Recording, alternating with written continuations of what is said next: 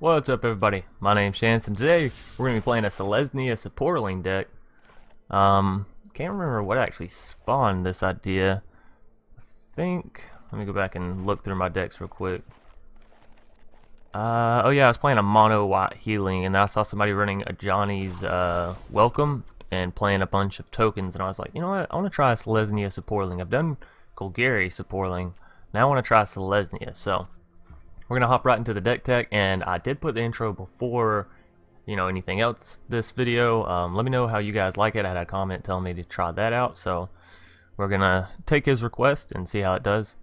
Nonetheless, we're gonna hop right into the deck tech or the deck breakdown, and then we'll get right into the games. So starting us off, we have two Ajani's Welcomes. Now I did have to end up cutting this. I had it up to like 4 copies, I think, which is kind of ridiculous, as you can imagine. Nonetheless, 2 copies of Ajani's Welcome to give us some health. And honestly, I kind of want to raise that up 1 and just take out a land for it. 2 seems like too few, and 4 seems like too many, so maybe 3 will be just right.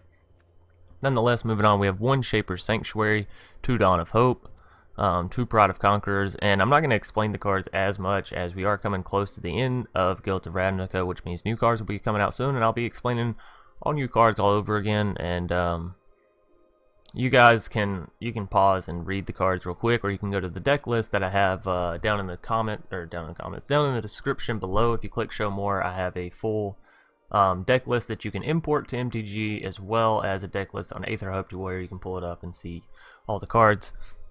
If you guys don't know about Aether Hub, you should definitely go check it out, though. It's a place where you can deck craft and see really good decks and all that good stuff. Plus they feature my content, so it's a great way to support the channel as well. Moving on. Now that I did that little shout out, 2 Pride of Conquerors to of course buff up all of our Saprolings. The Dawn of Hope is of course for some card draw, as well as Shaper's Sanctuary. 2 Seal Aways to deal with any pesky opponents. 2 Fungal Plots. Now I've never really found a deck to put this in, but it seems to actually do alright here, simply because the life gain is so crucial to keeping you alive sometimes. And you should have plenty of Saprolings to actually make it work.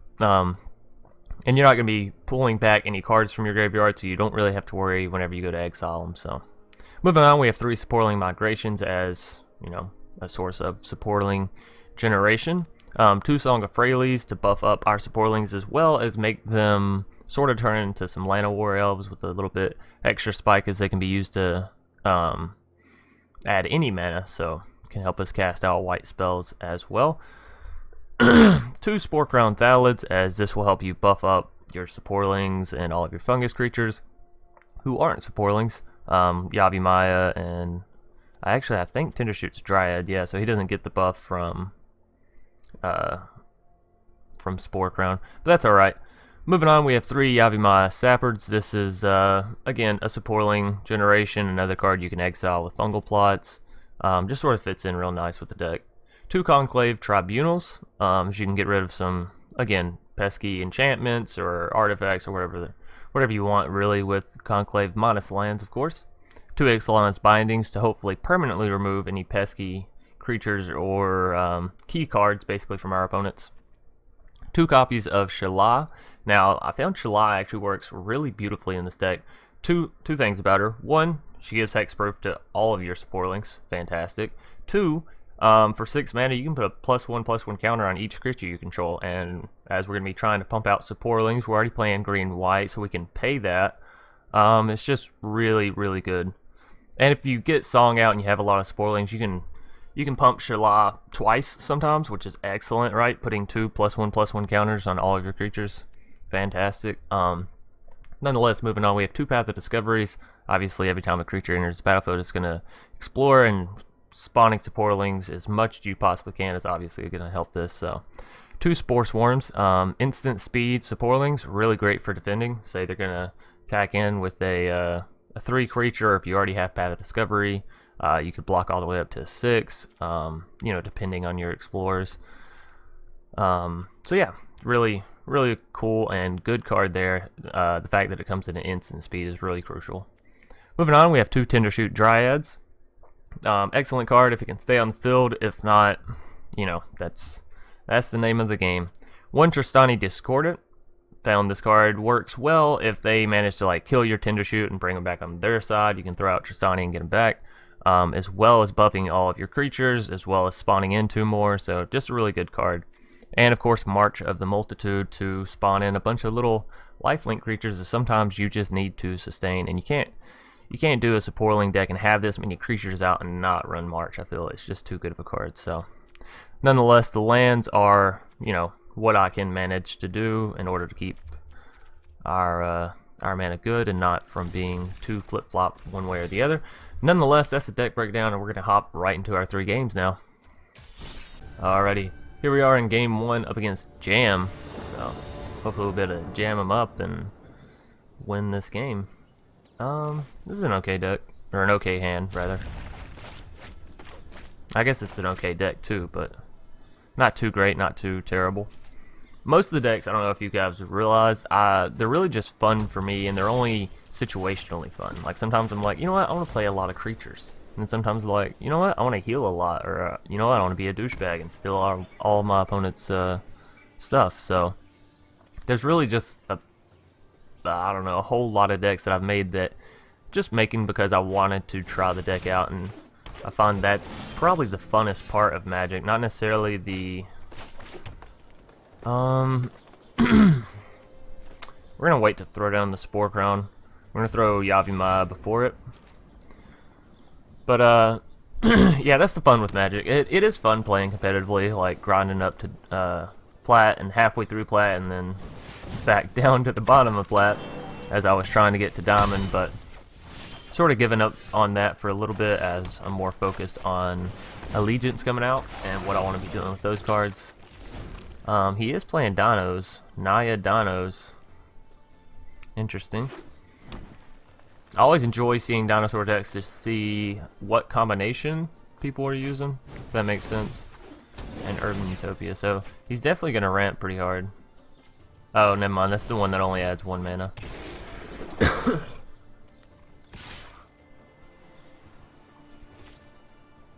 What do you say, double block him? I say double block him.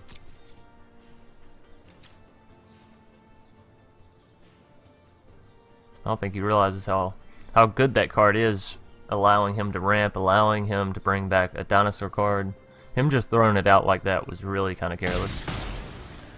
And he even leaves up my Yavimaya, which is fucking bonkers, right? Oh, he said ups. Okay, so obviously he didn't mean to do that. Now we can throw down Sporecrown if we really want to, but I think we're gonna go with another Yavimaya. And we won't attack here because he's just gonna block with the Snuphorn. But we're gonna save Ixalan's bindings, hopefully for one of their rather big creatures. And we are okay. Well, I was about to say we are hurting on planes, so our white spells aren't as effective. We do Sporecrown and Conclave, but I don't really want to Conclave either of the cards he has, right? They're not that good, so I think we just go with Shalai. Sporecrown, we can go ahead and swing in with everybody, right? He's gonna block our Saproling with his Snuphorn and probably take the 6 damage. Throw out Shalai. We can attack with our... Actually, we can attack with everyone again. He's probably just gonna take 4 damage, but we have Shalai out. I'm thinking, hold up. Let's see, is it better for Shalai or Sporecrown to get removed? Sporecrown, right? So let's go Sporecrown first. It does more damage this turn. Yeah, let's just go with Sporecrown. There's the block. There's the 6 damage. We'll end it there. Like I said, I really don't want to Conclave anything. I mean, I guess we could take his Urban Utopia, but I don't think that mana fix is going to be that good. Especially since he played it on his plains. He probably should have played it on, you know, forest or his mountain, since he only has 1 plains. Nonetheless, I'm not going to judge his deck. We can Conclave this turn and still get out Shalai if we tap a Saproling and Sporecrown. I think that's what we're going to do. Boom, boom, 1 white mana, 1 green mana. Take out the Snuphorn now that he is ascended. And we'll Shalai. And we can swing all in again. He might take the 6 damage again here, which is kind of kind of bad for him because then he's already down to 8 health. And he's really just trying to top deck here. Whenever an opponent activates an ability of a creature or land that isn't mana, draw a card. Okay, so if we activate our Shalai ability, which we can next turn, and we just might, he'll get to draw 1 card, which I'm not too concerned about, honestly. It puts a +1/+1 counter on all of our creatures. We could Ixalan's Binding. There's a Tendershoot, though. We want to go ahead and get this down right while we're up and ahead. Let's see. We buff everybody with Shalai. We get 4/4 or 2 4/4s, a 3/3, and a 3/3. He's gonna block one of the 4/4s with his Runic. If we swing in with 3/3, 4/5, and a 3/3, he has to block. Wait a minute, I win then, right? I have 5. He has 3. 2 people get through. I'll win. So he's gonna have to defend. And 1's automatically going to get through, so he has to let my Saproling get through, or my Sporecrown. Yeah, you got to block with that one too. You got to block or you're dead. Alrighty. I think Tendershoot would have been a fine play there, but he only has 2 cards in hand, so... Yeah, I think we win. He just played out a... Yeah, there it is. There's a GG, so... obviously, game 1 there, showing off the stats of this deck. Pretty good, and how you'd want it to play out, sort of. So, we'll hop right into a game 2, and hopefully it'll be as swift as game 1. Alrighty, here we are in game 2 against Lex X. Or Lex_X, depending on whether or not you want to say the whole thing. Nonetheless, this is a scary hand to keep, especially against Merfolk. But we're going to keep it nonetheless. It's excellent if we can get some more mana, and it's trash if we don't. Because we certainly didn't start off with enough here with only having the 2. We can get a Dawn of Hope down and a Sporecrown down, but after that... Okay, so there's some more... mana. I don't think we go Sporecrown just yet, so I'm perfectly fine playing out both planes and playing the Dawn of Hope. Search for Azcanta in a Merfolk deck is something I've never seen, and I'm wondering why it's there. Like, what instant and sorcery spells could it be looking for? Maybe Sleep and River Herald's Boon? But that's only 2, right? And even if you do... I don't know. Maybe if you do... 8 copies. There's another copy of Ajani's Welcome, though. We're probably going to go and throw down our Sporecrown, just so we can go and get the 2 life. And hopefully next turn we'll get enough mana for the Swarm. And then we can just let him swing in and, of course, kill his speakers on our Saprolings, because he knows we're not going to defend with Sporecrown. That's just a dumb move. So, Path of Discovery on Merfolk? This is interesting. I've never seen a Simic Discovery Merfolk deck. That's unfortunate. That's really unfortunate that we drew Evolving Wilds and not an actual land. We will go ahead and get out on the forest, but man, that puts a damper on our plans. We're just going to go ahead and deal the 2 damage to him, though.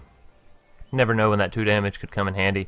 Thankfully, we do have 2 copies of Ajani's Welcome, so when we play Spore Swarm, sorry, not Sporecrown, we will gain back 6 health, which is huge, and Beast Whisperer. This is a crazy deck. I'm enjoying it, though. I want to see what else he brings out, and now it's tempting me to play a deck like this. Like a more advanced, not so aggro Merfolk deck, you know? That's interesting, I like it. Ooh. We got enough for Tristani. That could be even better than Spore Swarm, right? I mean, well, let's see. He swings in next turn. If I Spore Swarm my turn, he probably won't swing in. But if I wait for his turn and Spore Swarm, I'm going to gain the 6 health, and I'm going to take out 2 of his Communist Speakers. If I play Tristani Discordant this turn, again, he's not going to swing in next turn, so he's just going to have 3 creatures on the board, and I don't want him building up that much. Something tells me he has Sleep. So I'm just going to pass, make it look like we're about to take the ass beating of a lifetime.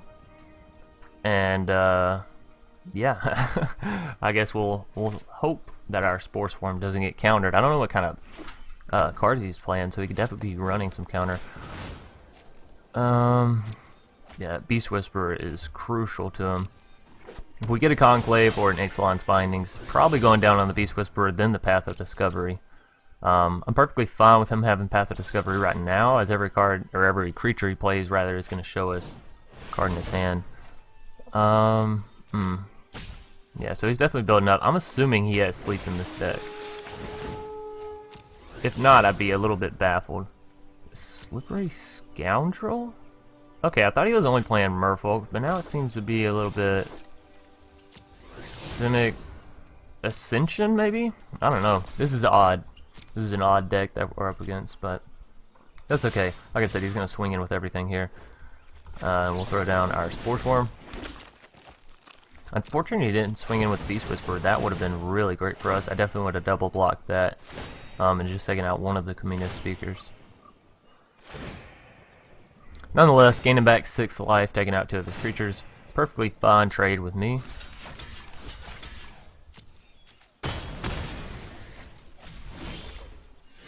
Path of Discovery. We got our own copy now, and it's definitely going to come down before anything else. We have plenty of health. Not going to attack here. Yeah, my biggest concern right now is him just pulling a sleep card out. I was about to say, if he graveyards that card now after having waited for it. So there's 2 unblockables. 2 unblockables, so that's 4 damage each turn. I'm not too concerned just because we do have Tristani, we do have Shalai. 1 more mana, we'll be able to use Shalai's buff as well. There's 2 Slippery Scoundrels. I can see where this deck would, oh, okay, so he's going for unblockables. Simic unblockables, I guess. Because, yeah, he also has Herald of Secret Streams right there. So maybe he has, what's that card? There's the Shalai Pump if we want it. But I'm going to go Tristani Discordant first. She'll give us, what, 2 health from there, 2 health from each soldier, so 6 health as well.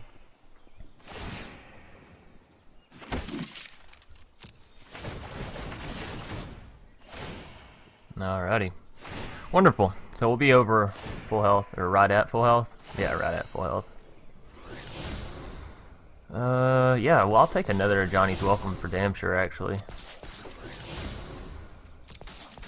I'll also buff up all of our creatures. We're not going to attack here. Yeah, we're back at full health, so... Not looking as scared, although he is still going to have 7 unblockable damage. And we can't even select the Slippery Scoundrel because he has hexproof. So, and we don't carry Settle in this deck. I didn't carry it for the specific reason. My thinking was, well, if someone tries to attack us with a lot of creatures, we have a lot of creatures, so we don't really need to settle them, right? So a Conclave, Ixalan, something like that should be fine. But obviously, I was mistaken, and Settle still has a place. Still has a place in this deck. I guess I wasn't really thinking about Carnage Tyrants either, right? Because it has hexproof. So, probably have to drop something out and add in a Settle. Let's see, Miscloaked Herald. Yeah, I'll give it to him. His creatures are getting big. Maybe we should have trashed Ajani's Welcome, right? Definitely should have trashed Ajani's Welcome. We already have 2 copies. 3 copies isn't really going to save us this game. I made a mistake. It's alright. We'll be able to get... Ooh, no, we won't. We won't be able to get any card draw out if we play Shalai and the Ajani's. He can deal what? Yeah, he's going to deal 8 damage this turn. That's pretty crazy. Yeah, so if we don't figure something out, we will be boned here. Do I play the Shalai and get the card draw? I'm thinking yes. But I really want the 3rd Ajani's out. We already committed this hard to it, so kind of have to now.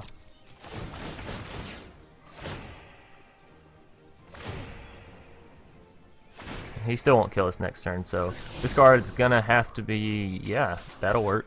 I was gonna say this card's gonna have to be fantastic. And it was. So next turn, what does he have? 3, 6... He has 10 damage on us. We'll be all the way down to 5. No attacks. We're gonna go for a huge March of the Multitudes play. We down to 5. Next turn we attack with our soldiers. which will bring us back up to 11. Again, he can only deal 10 damage to us, so that's not lethal.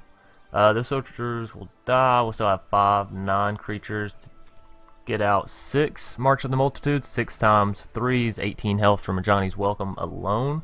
Not to mention, you know, all of them coming out as 2/2 starting and then also exploring. So, not to say that his side of the board isn't looking scary as hell as well. It might just come down to his unblockables. We'll have to see though. We might be able to get out enough creatures to just bombard the ever-loving hell out of him.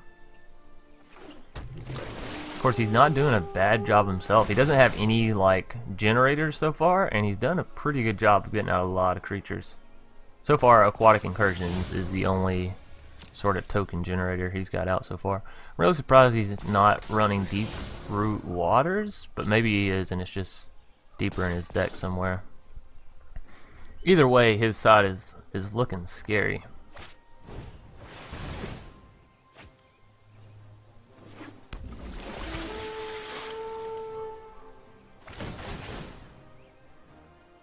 Okay, so he's just trying to buff up his unblockables to a point where they can kill me. He may be able to. What's he at? 7, 10, 12 right now?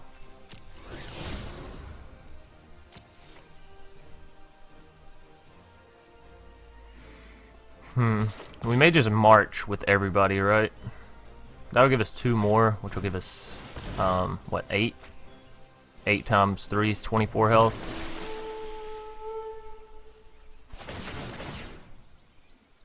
He's definitely going to be close to killing us.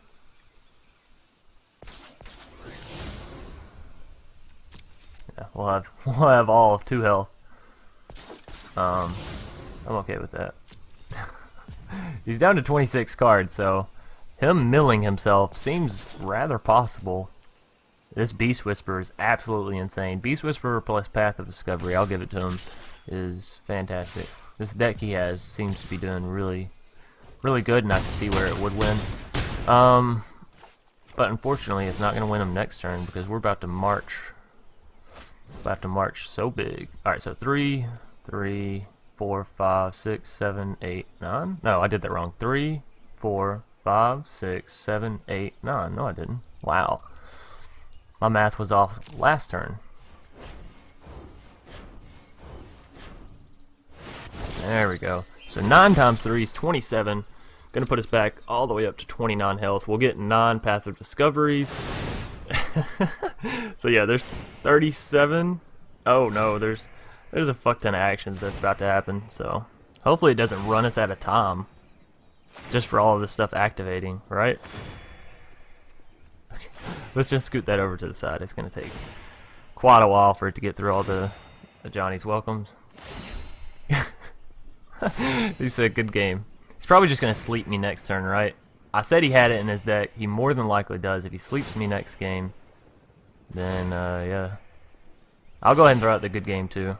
Even if he does have the sleep. It was still a fun one.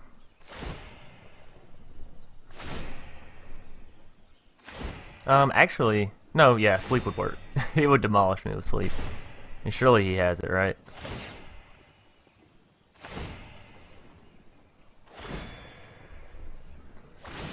Alrighty. 27 health later, and now we'll start activating our Explore procs. Graveyard. Yavimaya is not going to save us here.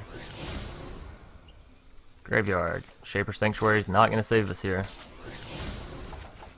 Another land. Another land. Fungal Plots could save us here. Right? Because we can just get rid of our Saprolings, we can exile some of our cards. Look, I'm trying, timer. Alrighty. If he just sleeps us, it'll all be for nothing, but nonetheless, I had fun. Surely he's got to sleep in one of those 3 cards for him to be saying good game. Or maybe he thinks we're going to win. Hell, I don't know. I probably should have trashed Fungal Plots, right? Have I already gone through? No, I haven't. Yeah, I definitely should have trashed Fungal Plots. I like how I always think that after. Like, another March would have been fucking devastating, right? Let's see, what else do we want? Tendershoot would be nice here, giving us 3 life every turn. It's pretty fantastic. I guess Fungal Plots isn't terrible, it's just we don't really have a whole lot of fungal creatures on the board right now. Ooh, we could always just buff Shalai next turn. What do we have? 9, 11, 12, 13, 14, 15 creatures. He has what? 2, 5, 7, 9, 10, 11, 12, 13. How many did I say we had? 15? That's 11. Yeah, 15. Huh. We still wouldn't be able to kill him. But we would trade out... No. We'd trade out some of his creatures. Decisions. I feel like he's having quite a hard time as well. He doesn't know whether to keep the Merfolk or not. What? I don't know if he's just trying to rope me or what.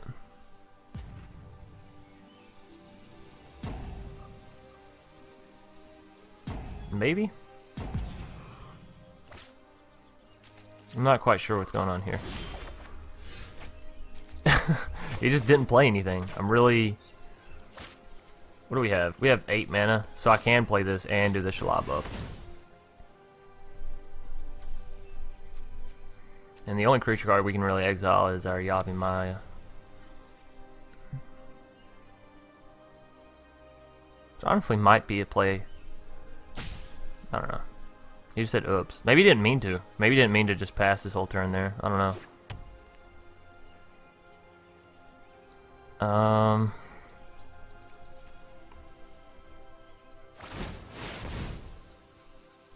Yeah, let's put a +1/+1 counter on everybody, right?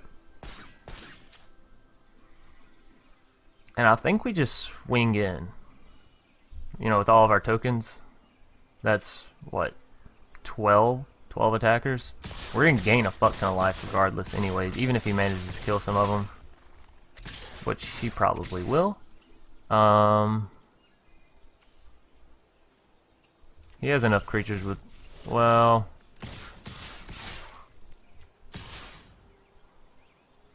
Let's do it like that, right? Shalai is definitely going to deal 6, which means he only has 12 health that he can let go through. So I'm trying to force him to kill some of his creatures here. And we're going to gain, what, 8 times 4 is 32, plus 9 is 41 health. We're going to gain 41 health from this. So that puts us up to 70? So even if he can sleep us now, I think we might be able to survive. I don't know. Sleep lasts for 2 turns, essentially, because it locks all your creatures down for, 2 turns. It taps them, doesn't let them untap, so then the next turn your opponent can swing in again. So sleep could still be pretty devastating here. The fact that I haven't seen it, though, in, any of his cards so far, kind of makes me confident that he doesn't have it. But I should definitely be careful about that confidence. Okay, so he's going to be able to block out a lot of our creatures here perfectly fine. But I'm okay with that, because like I said, we're going to be up to 70 health. And the creatures that he does kill means that next turn, why would he double block that with Beast Whisperer? Yeah, I'm definitely not going to kill Beast Whisperer, so I'll take your Merfolk. That doesn't make any sense, right? And he's leaving 4 damage straight to his face? Does he have a Root Snare? If he has a Root Snare, I'm going to feel really dumb, because we just lost. Oh, I didn't even think about a Root Snare. Of course, he hasn't played one so far, but he hasn't really had a reason to either, right? He could have one. If he does, then, yeah, guys, I apologize, because I just played right into that shit. But if he doesn't, then we're looking pretty good.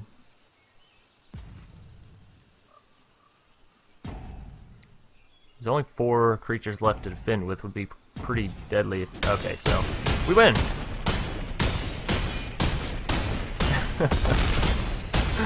Wonderful. Game 1 and 2 going wonderfully well. Super fun to play, and we're up 70 health on game 2. So yeah, this deck is actually going extremely well.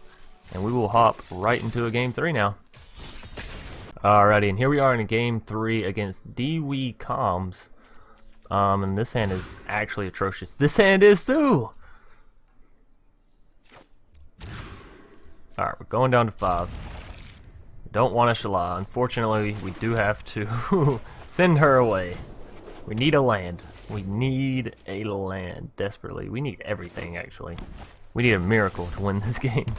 It'll be alright, though. Regardless of how this game goes, we will probably still keep it as a 3rd game just because the first 2 were already really good and long. So if we get a short game in this 3rd one, simply because I got some shitty opening hands, that'll be alright.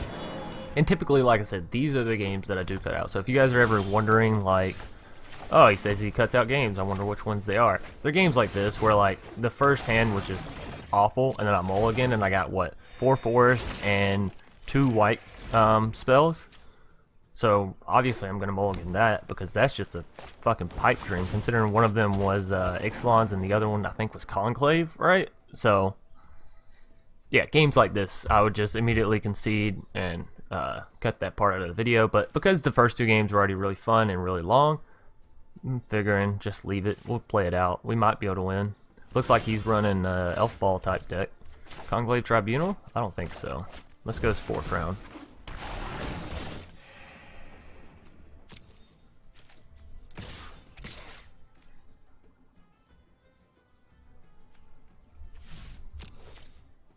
The reason I'm not attacking with my Saproling is he can block with Elvish Rejuvenator and Druid of the Cowl, and then what do we get? An Elvish Rejuvenator for a Saproling? That's not really worth it in my opinion.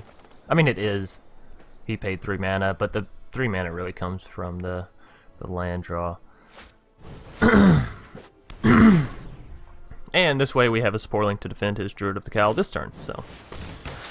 Rabid Bite. Lovely. We probably will Conclave his Druid next turn. Rabid Bite again. Alright, well. Bravo. No blocks. You can deal the 1 damage. I'm not concerned about losing 1 life. We'll play our Conclave and take his Druid of the Cowl. And that's why enchantments and auras are really scary to play. Because, like, he didn't get... what? I mean, he got the Rabid Bites out of it, so I guess that's something. But past that, he didn't really get anything out of it. He didn't get to attack a single time. We can go ahead and get out 3 soldiers if we wanted to. That's kind of weak. Kind of weak sauce. But we are equal in cards now, surprisingly enough. And he's kind of... ooh, that's not good. Gonna destroy my Conclave? Please destroy the Conclave and not the Ajani's Welcome. I'd rather... 2 soldiers, is that really worth it for the 2 life? No. I'd rather do a big march later than do a tiny march now and get some health from it. And I guess we... oh, there we go. I was gonna say, I guess we're just gonna keep going back and forth in these little trades, but I got Tendershoot, so the little trades I will win now. And what are we up to? 5, 8, 9. So 1 more Saproling. Oh, and he drew a land. Alright, beautifully. This game could be in the bag. Next turn we're going to be Ascended. And so our Saprolings will be up to 3 3s. Yes. Wonderful. Now, we can go ahead and tap out March for 2 6. Or we can just play Dawn of Hope. And I think we're just going to go with the Dawn of Hope route. Obviously, we're not going to swing in with Tendershoot because if he double blocks our Tendershoot, that's really bad. But things are looking scary. He's got a top deck and answer probably this turn. This or next turn. He's got 2 turns, I'd say. Yeah. There's the concede. So, game 1, 2, and 3 gonna be ours. Even though we mulligan down to 5. Even though I was super unconfident about it. Yeah, I guess sometimes you just gotta stick with it and play it out. Don't always just concede if you think you're gonna lose the game. Nonetheless, thank you all for watching. If you enjoyed, be sure to leave a like down below and a comment in the comment section for any suggestions, tips, whatever you may have on this video, other videos, on my decks, any ideas for Ravnica Allegiance builds. I'll definitely take some. I've definitely been looking into the cards. I'm really excited for it to release. And also, if you guys haven't heard, they fixed the 5th copy problem, sort of. They found a solution for it. So, nonetheless, I am super happy about Magic right now and the state of the game. Really just waiting. What is it, tomorrow? Allegiance comes out tomorrow, so we'll have new stuff to play then. So as a kickoff, or rather a goodbye to the old meta, I feel like this was a pretty good pretty good way to go out. So thanks again for watching. If you enjoyed, be sure to subscribe for more, and I'll see you all tomorrow. Peace.